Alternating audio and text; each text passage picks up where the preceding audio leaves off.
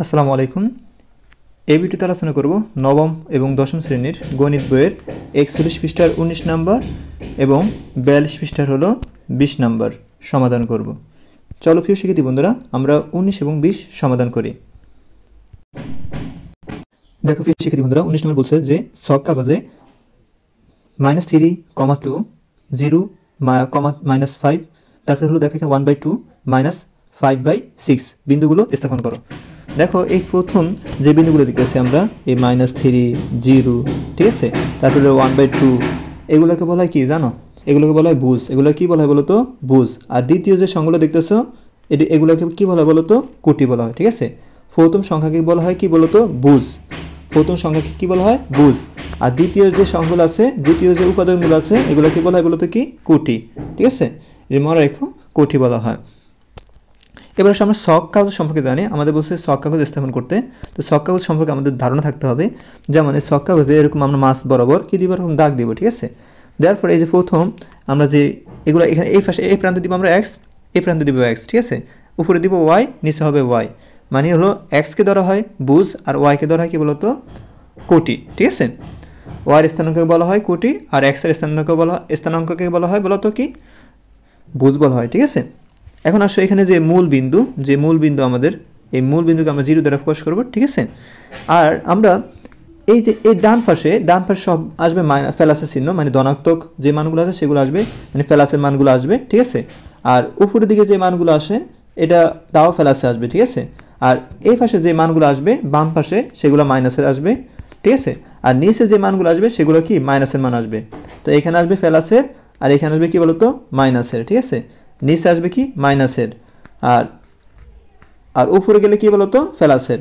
ওকে, তো এই পাশে এলে মাইনাস আসবে, কি আসবে? মাইনাস আসবে। আর নিচে আসলে কি হবে? মাইনাস হবে, ঠিক আছে। আশা করি বুঝতে পেরেছো।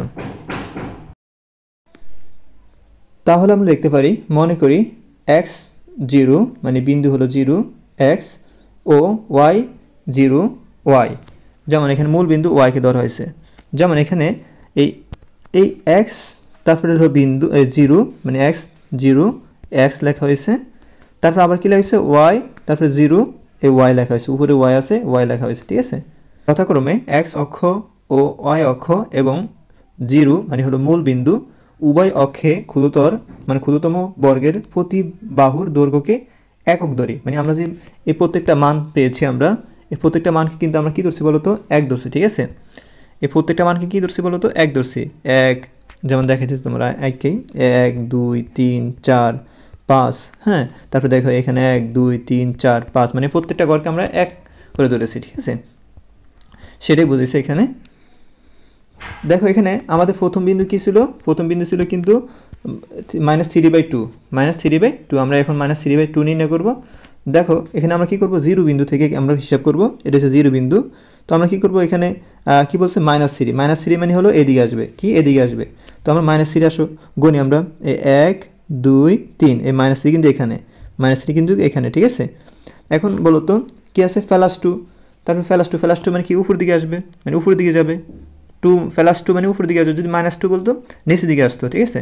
+2 মানে উপর দিকে যাবে, 2 ঘর যাবে, 1 2, এই 2 ঘর। তো এখানে দেখো বিন্দু দেওয়া হয়েছে, ঠিক আছে। এখানে কি দেওয়া হয়েছে? বিন্দু দেওয়া হয়েছে। আর এখানে লেখা হয়েছে -3/2। তারপর দেখো দ্বিতীয় বিন্দু কি ছিল? 0 -5। দেখো তো এখানে আমরা ব্যাখ্যা কি দিছি? দেখো এখানে দিয়েছি যে -3/2 বিন্দু অবস্থান দ্বিতীয় চতুর্থ ভাগের 0 হতে 0x বরাবর 3 একক এগিয়ে সেখান থেকে 0y এর সমান্তরাল দিকে 2 একক যেতে হবে। মানে আমরা যেভাবে গেছি সেভাবে আমরা বলছি। আর চিত্রের বিন্দুটি চিহ্নিত করে তার পাশে স্থানাঙ্ক -3,2 লেখা হলো। ওকে, তো দেখো এখানে আমরা সেম একইভাবে লেখা হয়েছে এটা। তারপর দেখো আমরা দ্বিতীয় যে স্থানাঙ্ক আছে সেটা নির্ণয় করব। দেখো দ্বিতীয় যে মানটা সেটা কি ছিল? সেটা ছিল তোমার 0 -5। তো আমরা কি লিখব? 0 -5। প্রথম 0 বলছে না, তো 0 বললে কি হবে? 0 মানে হলো 0 তো ফেলাসে আছে, তো এখানে 0 মানে কোনো সংখ্যা নাই, 0 0ই হবে। তো আমরা 0 স্থানে থাকবো, মানে এই স্থানে থাকবো, ঠিক আছে। কোন স্থানে থাকবো? এই স্থানে থাকবো, ঠিক আছে। এখন আসো আমাদের কি বলছে -5, মাইনাস মানে হলো নিচে, -5 মানে কি নিচে। তো 1 2 3 4 5, দেখো এখানে বিন্দু দেওয়া হয়েছে। তো ফার্স্টে কি লিখবো? 0 -5। তারপর এটা ব্যাখ্যা দিব আমরা। দেখো এখানে ব্যাখ্যা দেওয়া হয়েছে যে 0 -5 বিন্দু অবস্থান y অক্ষর উপর 0 হতে 0y বরাবর 5 একক যেতে হবে। চিত্রের বিন্দুটি চিহ্নিত করে ফাঁসের স্থানাঙ্ক 0, -5 লেখা হলো। তারপর দেখো আমাদের তৃতীয় স্থানাঙ্ক 1/2 -5/6। দেখো 1/2 এটা ধনাত্মক আর -5/6 এটা হচ্ছে ঋণাত্মক। তো ধনাত্মক মানগুলো কোথায় আসে? এদিকে যাবে, আর ঋণাত্মক মানগুলো এদিকে আসবে, ঠিক আছে। তো x অক্ষর বরাবর যাবে। এই প্রথমটা তো আমরা জানি x অক্ষর, দ্বিতীয়টা কি বলতো? এই দ্বিতীয়টা কি y অক্ষর, ঠিক আছে। তো আমরা কি করব?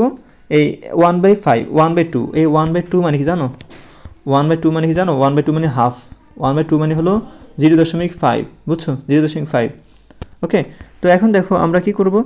এই যে এটা তো 1, এটা 0, এটা 0। তারপরে আমরা যদি অর্ধেক যাই, মানে 0.5 মানে হলো 1-এর অর্ধেক। তো 1-এর অর্ধেক মানে এই ঘরের অর্ধেক, মানে এই ঘরের অর্ধেক যেটা বলা হয়, এটাকে বলা হয় মানে এই ঘরের অর্ধেক, ঠিক আছে।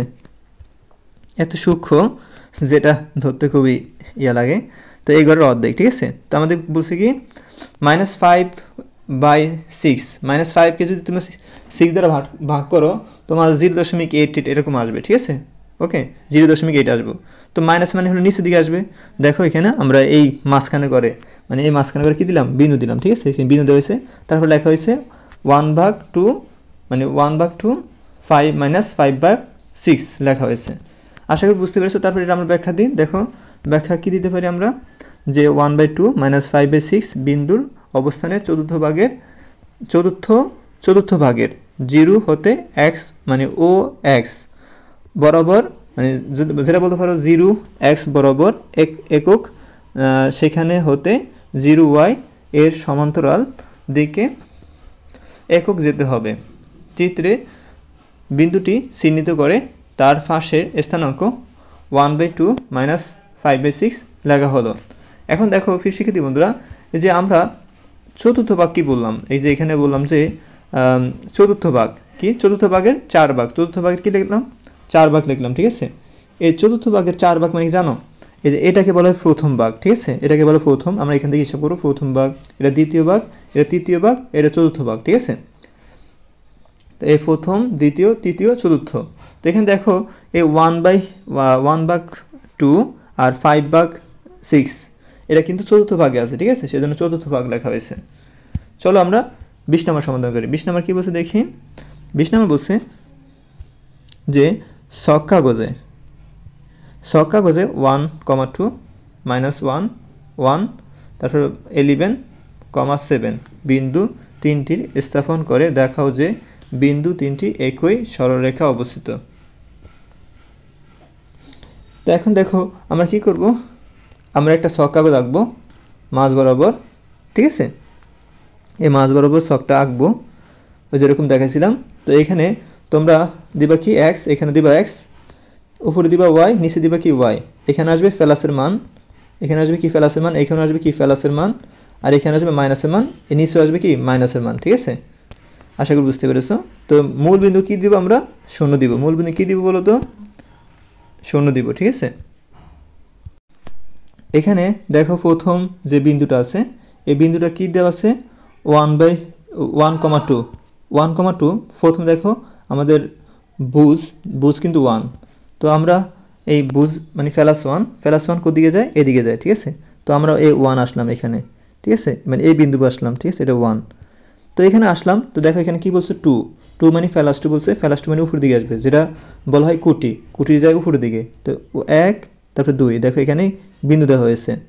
ওকে, তো এখানে লেখা হয়েছে ফার্স্টে দেখো লেখা হয়েছে 1,2 লেখা হয়েছে। তারপর দেখো দ্বিতীয় বলছে কি -1 -1 -1 প্লাস 1। -1 মানে হলো বুঝ। এই -1 প্রথমটা কি বুঝ মানে হলো এদিকে যাবে অথবা এদিকে যাবে। তো মাইনাস বলে এদিকে আসবে, প্লাস বলে এদিকে আসবে। তো মাইনাস বলছে মানে এদিকে আসবে। তো -1 মানে হলো এদিকে আসবে, ঠিক আছে। তো এদিকে আসছে, এখানে দাঁড়াও, এই যে এক ঘরে আসো, তারপরে বলছে কি ফেলাসন, ফেলাসন মানে উপর দিকে আসবে, যেটা কোটি, কোটি উপরের দিকে আসে, ঠিক আছে। তো কোটি কি ফেলাস ওয়ান, এটা কি কোটি, তো কোটি উপরে যাবে, এই এক ঘর উপরে আসলো, এইখানে বিন্দু দেওয়া হলো, এখানে লেখা হলো -1 ফেলাস ওয়ান, ঠিক আছে। আশা করি বুঝতে পেরেছো। তারপরে দেখো তৃতীয় যে বিন্দুটা আছে 11,7, 11 হলো ফেলাস 11, যেটা বলা হয় কি বলতো, বুঝ বলা হয়। বুঝ কোন দিকে যায়, বুঝ যাবে এদিকে, ঠিক আছে। আর কোটি কোন দিকে যাবে, এদিক থেকে এদিকে যাবে, ঠিক আছে। এটা হচ্ছে বুঝ। আর কোটি উপর থেকে নিচে যাবে, ঠিক আছে। ফেলাস হলে উপরে যাবো, মাইনাস হলে কি নিচে আসবে, ঠিক আছে। আশা করি বুঝতে পেরেছো।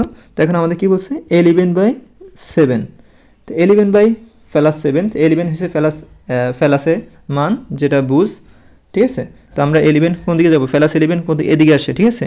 তো 1 2 3 4 5 6 7 8 9 10, এই 11 কই বলো তো, 11 এখানে, ঠিক আছে। তাই আমি বলছি ফেলাস 7, ফেলাস 7 মানে হলো উপর দিকে আসবে, যদি -7 বলতো নিচের দিকে আসতো। তো ফেলাস 7 বলছে মানে উপর দিকে যাবে। তো 1 2 3 4 5 6 7, দেখছো 5 6 7 এ 7, এখানে বিন্দু দেওয়া হয়েছে, লেখা হয়েছে এখানে কি বলতো, এখানে লেখা হয়েছে যে 11,7, ওকে।